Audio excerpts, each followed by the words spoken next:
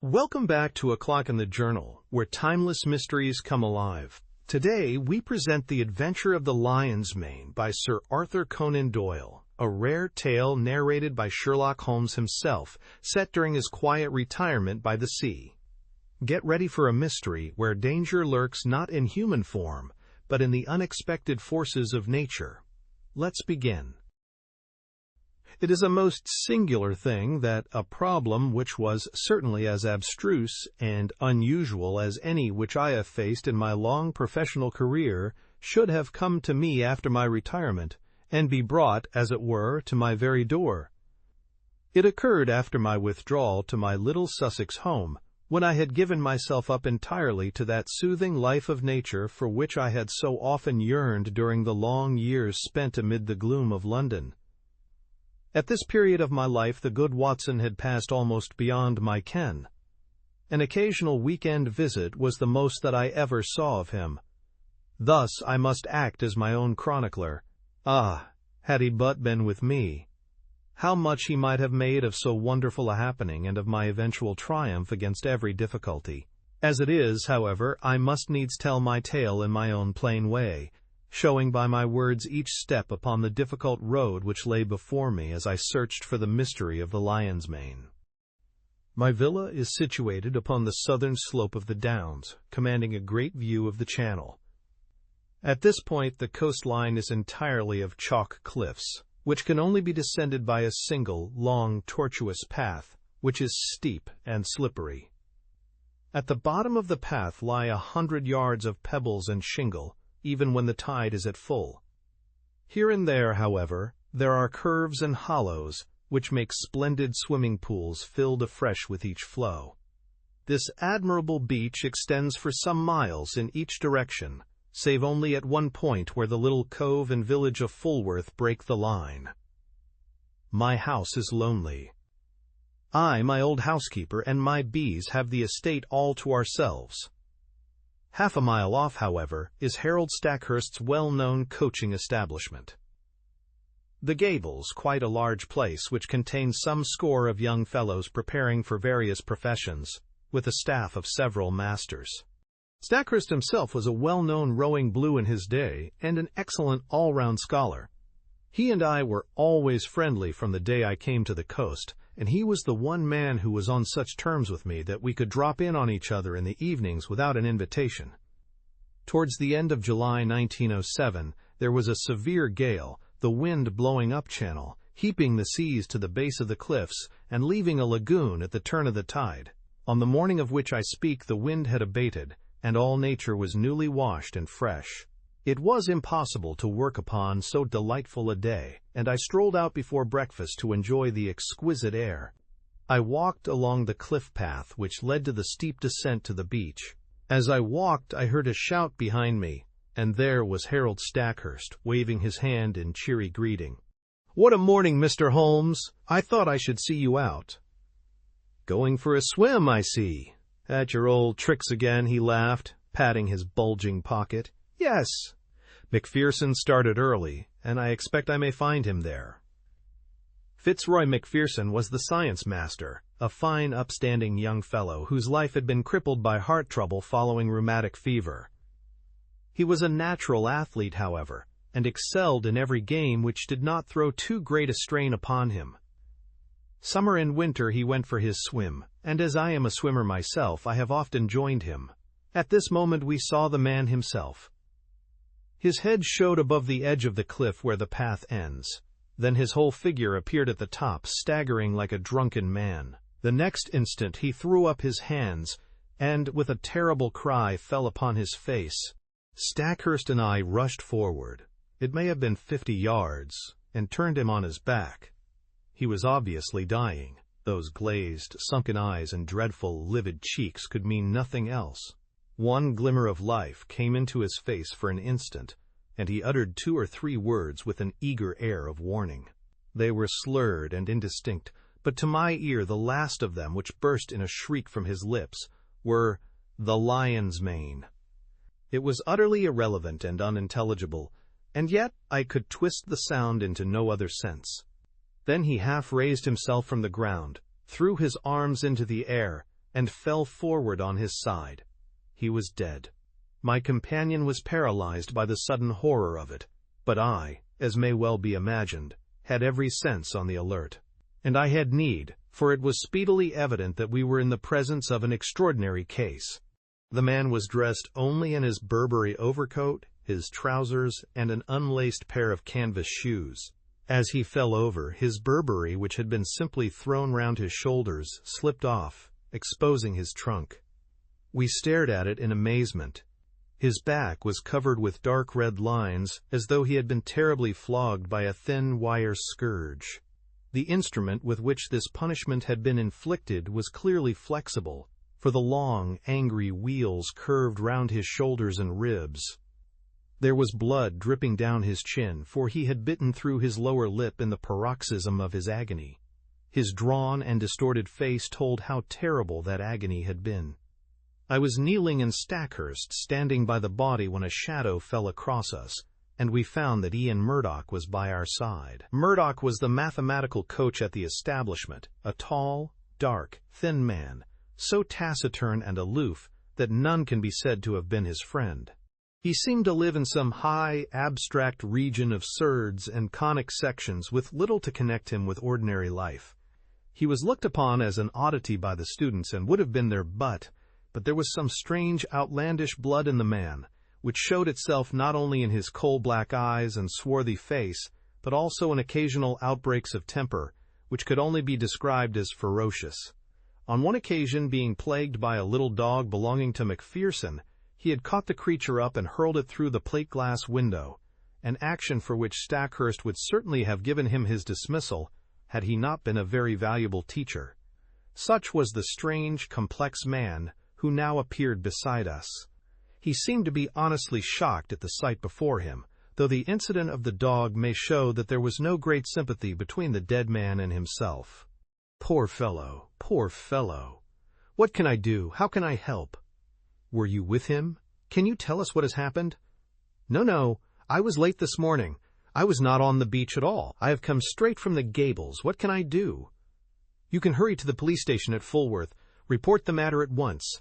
Without a word, he made off at top speed, and I proceeded to take the matter in hand, while Stackhurst, dazed at this tragedy, remained by the body. My first task, naturally, was to note who was on the beach. From the top of the path I could see the whole sweep of it, and it was absolutely deserted save that 2 or 3 dark figures could be seen far away moving towards the village of Fulworth. Having satisfied myself upon this point, I walked slowly down the path. There was clay or soft marl mixed with the chalk, and every here and there I saw the same footstep, both ascending and descending. No one else had gone down to the beach by this track that morning. At one place I observed the print of an open hand with the fingers towards the incline. This could only mean that poor Macpherson had fallen as he ascended. There were rounded depressions, too, which suggested that he had come down upon his knees more than once. At the bottom of the path was the considerable lagoon left by the retreating tide. At the side of it, Macpherson had undressed, for there lay his towel on a rock. It was folded and dry, so that it would seem that, after all, he had never entered the water. Once or twice as I hunted round amid the hard shingle, I came on little patches of sand, where the print of his canvas shoe and also of his naked foot could be seen. The latter fact proved that he had made all ready to bathe, though the towel indicated that he had not actually done so. And here was the problem clearly defined, as strange a one as had ever confronted me. The man had not been on the beach more than a quarter of an hour at the most. Stackhurst had followed him from the Gables, so there could be no doubt about that. He had gone to bathe, and had stripped, as the naked footsteps showed. Then he had suddenly huddled on his clothes again. They were all disheveled and unfastened, and he had returned without bathing, or at any rate without drying himself. And the reason for his change of purpose had been that he had been scourged in some savage, inhuman fashion, tortured until he bit his lip through in his agony, and was left with only strength enough to crawl away and to die. Who had done this barbarous deed? There were, it is true, small grottos and caves in the base of the cliffs, but the low sun shone directly into them, and there was no place for concealment. Then, again, there were those distant figures on the beach. They seemed too far away to have been connected with the crime, and the broad lagoon in which Macpherson had intended to bathe lay between him and them, lapping up to the rocks. On the sea, 2 or 3 fishing boats were at no great distance. Their occupants might be examined at our leisure. There were several roads for inquiry, but none which led to any very obvious goal. When I at last returned to the body, I found that a little group of wandering folk had gathered round it. Stackhurst was, of course, still there, and Ian Murdoch had just arrived with Anderson, the village constable, a big, ginger-mustached man of the slow, solid Sussex breed, a breed which covers much good sense under a heavy, silent exterior. He listened to everything, took note of all we said, and finally drew me aside. "I'd be glad of your advice, Mr. Holmes. This is a big thing for me to handle, and I'll hear of it from Lewis if I go wrong." I advised him to send for his immediate superior and for a doctor, also to allow nothing to be moved and as few fresh footmarks as possible to be made until they came. In the meantime, I searched the dead man's pockets. There were his handkerchief, a large knife, and a small folding card case. From this projected a slip of paper, which I unfolded and handed to the constable. There was written on it in a scrawling, feminine hand, "I will be there, you may be sure." Maudie. It read like a love affair, an assignation, though when and where were a blank. The constable replaced it in the card case and returned it with the other things to the pockets of the Burberry. Then, as nothing more suggested itself, I walked back to my house for breakfast, having first arranged that the base of the cliffs should be thoroughly searched. Stackhurst was round in an hour or two to tell me that the body had been removed to the Gables, where the inquest would be held. He brought with him some serious and definite news. As I expected, nothing had been found in the small caves below the cliff, but he had examined the papers in Macpherson's desk, and there were several which showed an intimate correspondence with a certain Miss Maud Bellamy, of Fulworth. We had then established the identity of the writer of the note. "The police have the letters," he explained. "I could not bring them. But there is no doubt that it was a serious love affair. I see no reason, however, to connect it with that horrible happening, save indeed that the lady had made an appointment with him." "But hardly at a bathing pool which all of you were in the habit of using," I remarked. "It is mere chance," said he, "that several of the students were not with Macpherson." "Was it mere chance?" Stackhurst knit his brows in thought. "Ian Murdoch held them back," said he. "He would insist upon some algebraic demonstration before breakfast. Poor chap, he is dreadfully cut up about it all. And yet I gather that they were not friends. At one time they were not. But for a year or more Murdoch has been as near to Macpherson as he ever could be to anyone. He is not of a very sympathetic disposition by nature." "So I understand. I seem to remember your telling me once about a quarrel over the ill usage of a dog. That blew over all right, but left some vindictive feeling, perhaps." No, I am sure they were real friends." "Well, then, we must explore the matter of the girl. Do you know her?" "Everyone knows her. She is the beauty of the neighborhood. A real beauty, Holmes, who would draw attention everywhere." I knew that Macpherson was attracted by her, but I had no notion that it had gone so far as these letters would seem to indicate. "But who is she?" "She is the daughter of old Tom Bellamy, who owns all the boats and bathing cots at Fulworth. He was a fisherman to start with, but is now a man of some substance. He and his son William run the business." "Shall we walk into Fulworth and see them?" "On what pretext?" "Oh, we can easily find a pretext. After all, this poor man did not ill-use himself in this outrageous way. Some human hand was on the handle of that scourge, if indeed it was a scourge which inflicted the injuries. His circle of acquaintances in this lonely place was surely limited. Let us follow it up in every direction, and we can hardly fail to come upon the motive, which in turn should lead us to the criminal. It would have been a pleasant walk across the time-scented downs had our minds not been poisoned by the tragedy we had witnessed. The village of Fulworth lies in a hollow curving in a semicircle round the bay. Behind the old-fashioned hamlet, several modern houses have been built upon the rising ground. It was to one of these that Stackhurst guided me. That's the Haven, as Bellamy called it. The one with the corner tower and slate roof. Not bad for a man who started with nothing but, by Jove, look at that! The garden gate of the Haven had opened and a man had emerged. There was no mistaking that tall, angular, straggling figure. It was Ian Murdoch, the mathematician. A moment later we confronted him upon the road. "Hello," said Stackhurst. The man nodded, gave us a sideways glance from his curious dark eyes, and would have passed us, but his principal pulled him up. "What were you doing there?" he asked. Murdoch's face flushed with anger. "I am your subordinate, sir, under your roof. I am not aware that I owe you any account of my private actions." Stackhurst's nerves were near the surface, after all he had endured. Otherwise, perhaps, he would have waited. Now he lost his temper completely. "In the circumstances, your answer is pure impertinence, Mr. Murdoch. Your own question might perhaps come under the same heading. This is not the first time that I have had to overlook your insubordinate ways. It will certainly be the last. You will kindly make fresh arrangements for your future as speedily as you can." I had intended to do so. I have lost today the only person who made the Gables habitable. He strode off upon his way, while Stackhurst, with angry eyes, stood glaring after him. "Is he not an impossible, intolerable man?" he cried. The one thing that impressed itself forcibly upon my mind was that Mr. Ian Murdoch was taking the first chance to open a path of escape from the scene of the crime.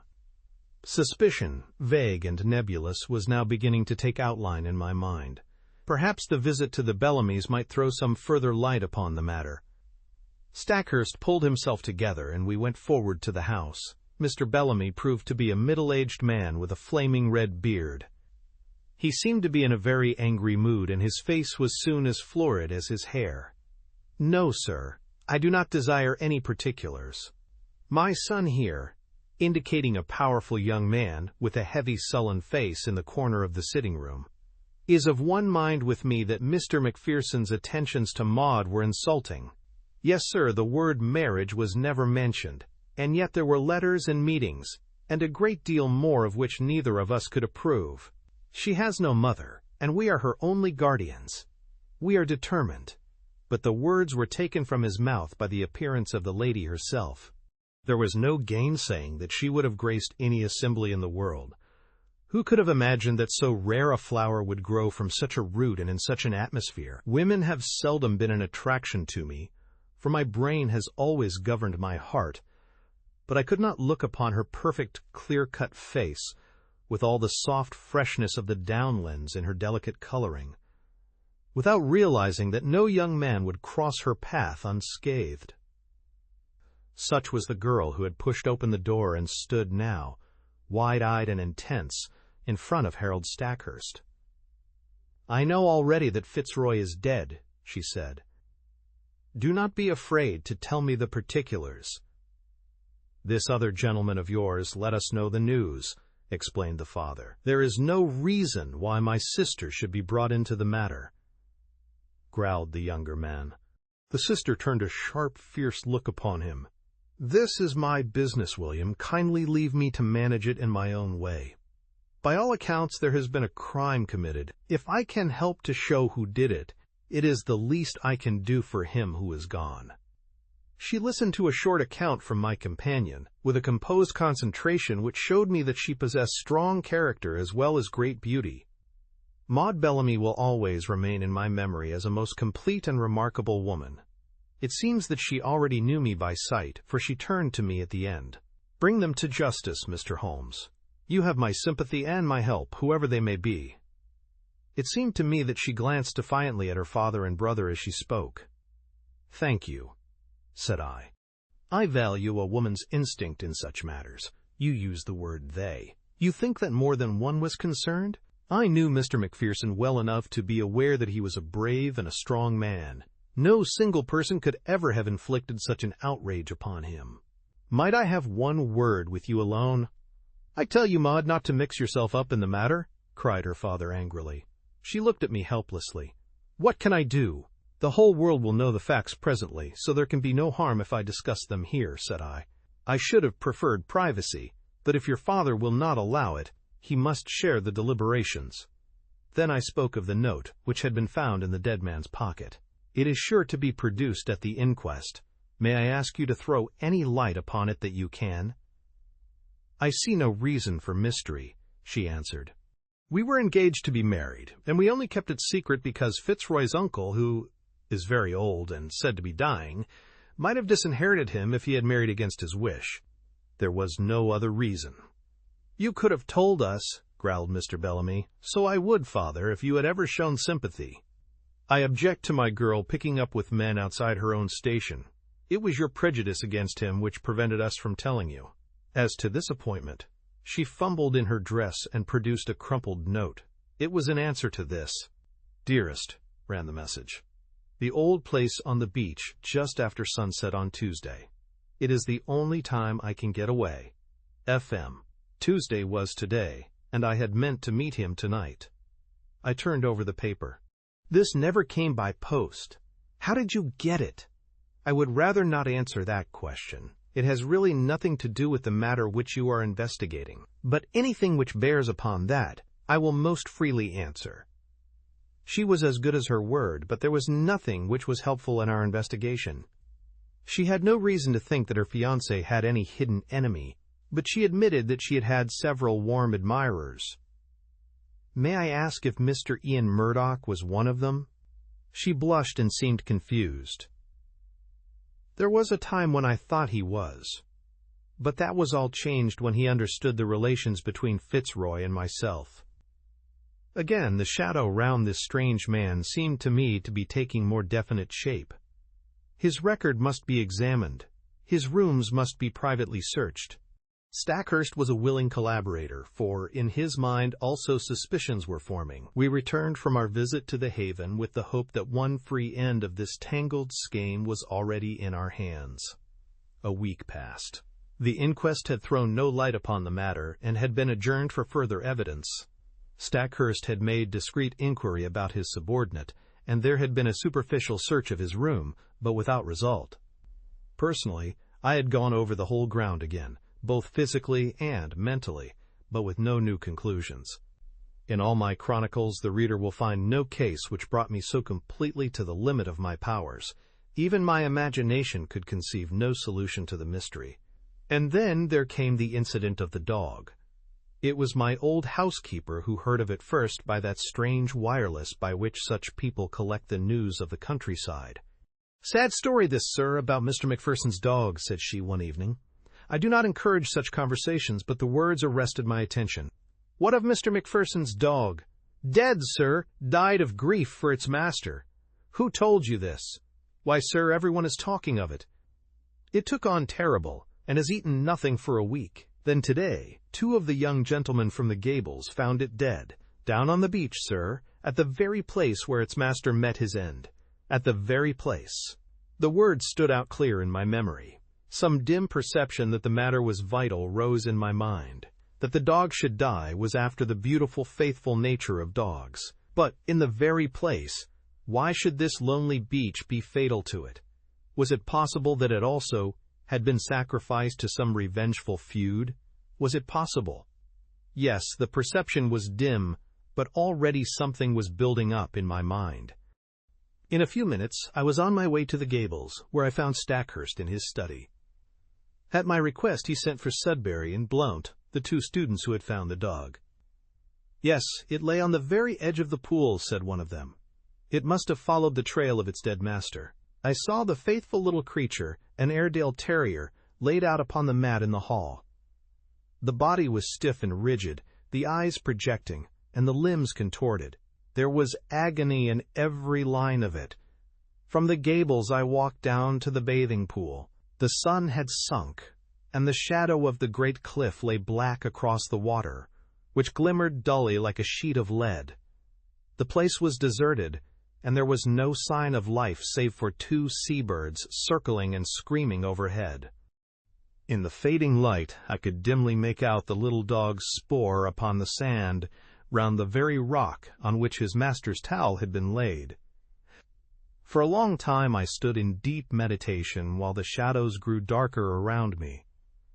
My mind was filled with racing thoughts. You have known what it was to be in a nightmare in which you feel that there is some all-important thing for which you search, and which you know is there, though it remains forever just beyond your reach. That was how I felt that evening as I stood alone by that place of death. Then at last I turned and walked slowly homewards. I had just reached the top of the path when it came to me. Like a flash, I remembered the thing for which I had so eagerly and vainly grasped. You will know, or Watson has written in vain, that I hold a vast store of out-of-the-way knowledge, without scientific system, but very available for the needs of my work. My mind is like a crowded box-room with packets of all sorts stowed away therein, so many that I may well have but a vague perception of what was there. I had known that there was something which might bear upon this matter. It was still vague, but at least I knew how I could make it clear. It was monstrous, incredible, and yet it was always a possibility. I would test it to the full. There is a great garret in my little house which is stuffed with books. It was into this that I plunged and rummaged for an hour. At the end of that time I emerged with a little chocolate and silver volume. Eagerly I turned up the chapter of which I had a dim remembrance.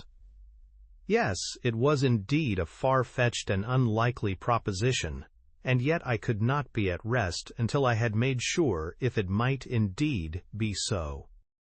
It was late when I retired, with my mind eagerly awaiting the work of the morrow, but that work met with an annoying interruption. I had hardly swallowed my early cup of tea and was starting for the beach when I had a call from Inspector Barty of the Sussex Constabulary, a steady, solid, bovine man with thoughtful eyes, which looked at me now with a very troubled expression.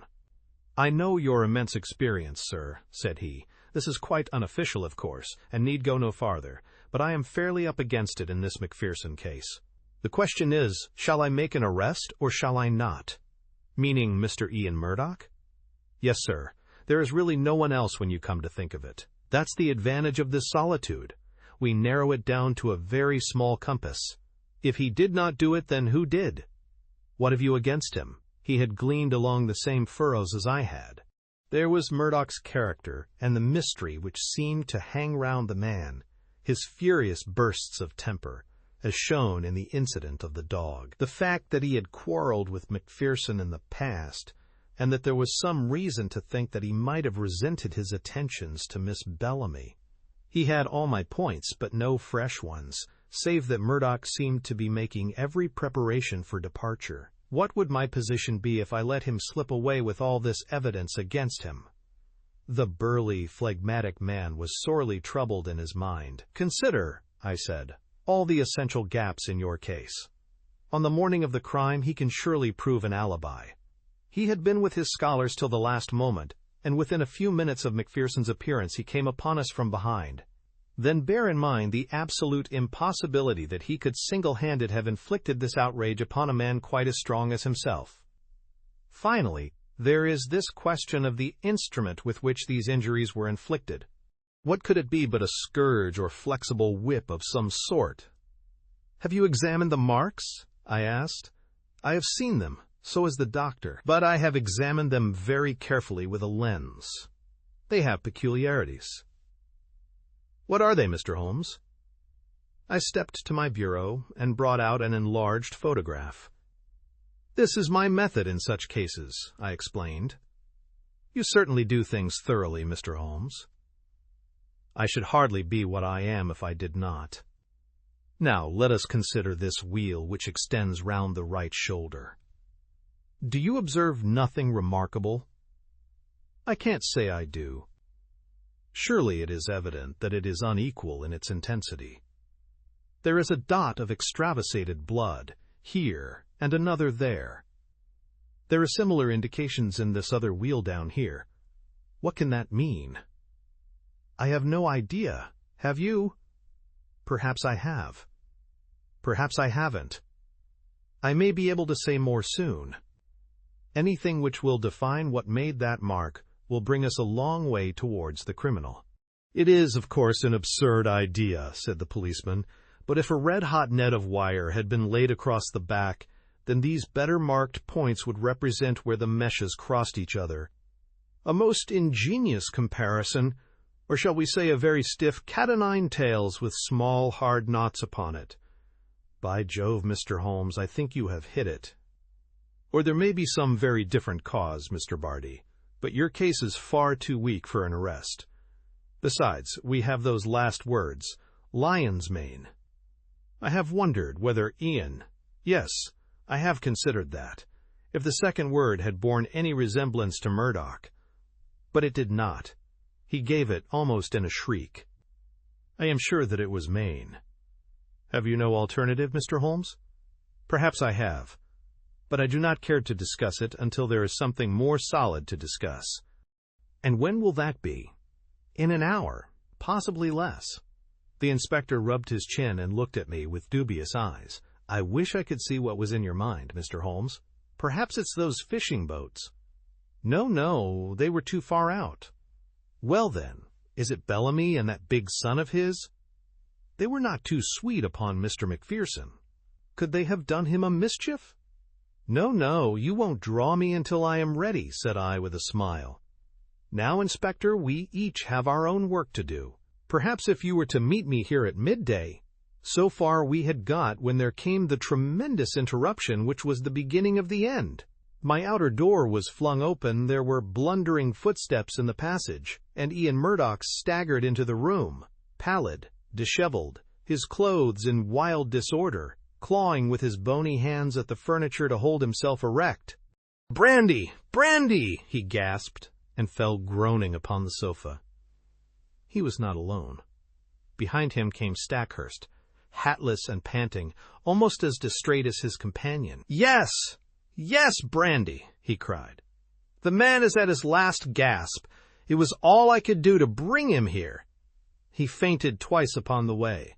Half a tumbler of the raw spirit brought about a wondrous change. He pushed himself up on one arm and swung his coat from off his shoulders. "For God's sake!" "Oil, opium, morphia," he cried. "Anything to ease this infernal agony." The inspector and I cried out at the sight. There, criss-crossed upon the man's naked shoulder, was the same strange reticulated pattern of red, inflamed lines which had been the death mark of Fitzroy Macpherson. The pain was evidently terrible, and was more than local, for the sufferer's breathing would stop for a time, his face would turn black, and then with loud gasps he would clap his hand to his heart, while his brow dropped beads of sweat. At any moment he might die. More and more brandy was poured down his throat, each fresh dose bringing him back to life. Pads of cotton wool soaked in salad oil seemed to take the agony from the strange wounds. At last his head fell heavily upon the cushion. Exhausted nature had taken refuge in its last storehouse of vitality. It was half asleep and half a faint, but at least it was ease from pain. To question him had been impossible, but the moment we were assured of his condition, Stackhurst turned upon me. "My God!" he cried. "What is it, Holmes? What is it? Where did you find him?" "Down on the beach. Exactly where poor Macpherson met his end. If this man's heart had been weak as Macpherson's was, he would not be here now. More than once I thought he was gone as I brought him up. It was too far to the Gables, so I made for you." "Did you see him on the beach?" "I was walking on the cliff when I heard his cry. He was at the edge of the water, reeling about like a drunken man. I ran down, threw some clothes about him, and brought him up. For heaven's sake, Holmes, use all the powers you have and spare no pains to lift the curse from this place, for life is becoming unendurable. Can you, with all your worldwide reputation, do nothing for us?" "I think I can, Stackhurst. Come with me now. And you, Inspector, come along. We will see if we cannot deliver this murderer into your hands." Leaving the unconscious man in the charge of my housekeeper, we all three went down to the deadly lagoon. On the shingle there was piled a little heap of towels and clothes. left by the stricken man. Slowly I walked round the edge of the water, my comrades in Indian file behind me. Most of the pool was quite shallow, but under the cliff where the beach was hollowed out it was 4 or 5 feet deep. It was to this part that a swimmer would naturally go, for it formed a beautiful pellucid green pool as clear as crystal. A line of rocks lay above it at the base of the cliff, and along this I led the way, peering eagerly into the depths beneath me. I had reached the deepest and stillest pool when my eyes caught that for which they were searching, and I burst into a shout of triumph. "Cyanea!" I cried. "Cyanea! Behold the lion's mane!" The strange object at which I pointed did indeed look like a tangled mass torn from the mane of a lion. It lay upon a rocky shelf some 3 feet under the water, a curious waving, vibrating, hairy creature with streaks of silver among its yellow tresses. It pulsated with a slow, heavy dilation and contraction. "It has done mischief enough. Its day is over," I cried. "Help me, Stackhurst, let us end the murderer forever." There was a big boulder just above the ledge, and we pushed it until it fell with a tremendous splash into the water. When the ripples had cleared, we saw that it had settled upon the ledge below. One flapping edge of yellow membrane showed that our victim was beneath it. A thick, oily scum oozed out from below the stone and stained the water round, rising slowly to the surface. "Well, this gets me," cried the inspector. "What was it, Mr. Holmes?" "I'm born and bred in these parts, but I never saw such a thing. It don't belong to Sussex." "Just as well for Sussex," I remarked. "It may have been the southwest gale that brought it up. Come back to my house, both of you, and I will give you the terrible experience of one who has good reason to remember his own meeting with the same peril of the seas." When we reached my study, we found that Murdoch was so far recovered that he could sit up. He was dazed in mind, and every now and then was shaken by a paroxysm of pain. In broken words, he explained that he had no notion what had occurred to him, save that terrific pangs had suddenly shot through him, and that it had taken all his fortitude to reach the bank. "Here is a book," I said, taking up the little volume, "which first brought light into what might have been forever dark. It is Out of Doors, by the famous observer J.G. Wood. Wood himself very nearly perished from contact with this vile creature, so he wrote with a very full knowledge. Cyanea capillata is the miscreant's full name, and he can be as dangerous to life as, and far more painful than, the bite of the cobra. Let me briefly give this extract.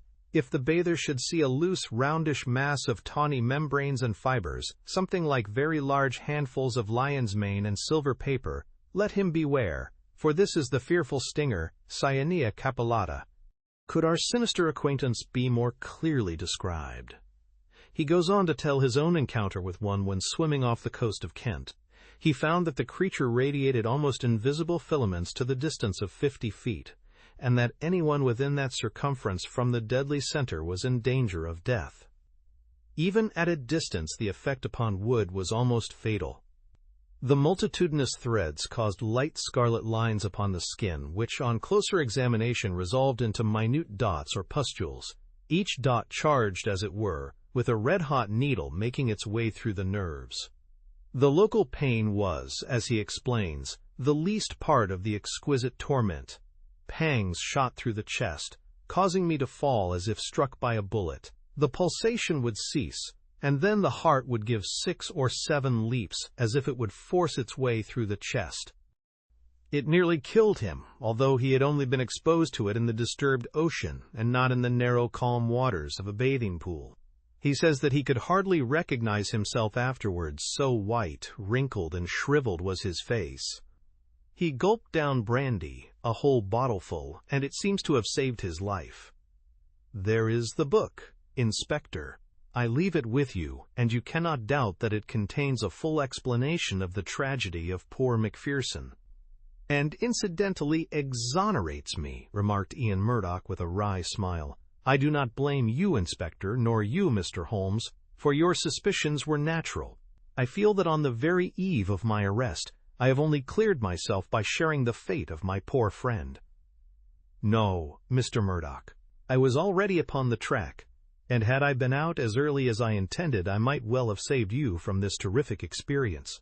But how did you know, Mr. Holmes? I am an omnivorous reader with a strangely retentive memory for trifles. That phrase, lion's mane, haunted my mind. I knew that I had seen it somewhere in an unexpected context. You have seen that it does describe the creature. I have no doubt that it was floating on the water when Macpherson saw it, and that this phrase was the only one by which he could convey to us a warning as to the creature which had been his death. Then I, at least, am cleared, said Murdoch, rising slowly to his feet. There are 1 or 2 words of explanation which I should give, for I know the direction in which your inquiries have run. It is true that I loved this lady, but from the day when she chose my friend Macpherson, my one desire was to help her to happiness. I was well content to stand aside and act as their go-between. Often I carried their messages, and it was because I was in their confidence, and because she was so dear to me that I hastened to tell her of my friend's death, lest someone should forestall me in a more sudden and heartless manner. She would not tell you, sir, of our relations, lest you should disapprove and I might suffer. But with your leave I must try to get back to the Gables, for my bed will be very welcome. Stackhurst held out his hand. Our nerves have all been at concert pitch, said he. Forgive what is past, Murdoch. We shall understand each other better in the future. They passed out together with their arms linked in friendly fashion. The inspector remained, staring at me in silence with his ox-like eyes. Well, you've done it, he cried at last. I had read of you, but I never believed it. It's wonderful. I was forced to shake my head. To accept such praise was to lower one's own standards.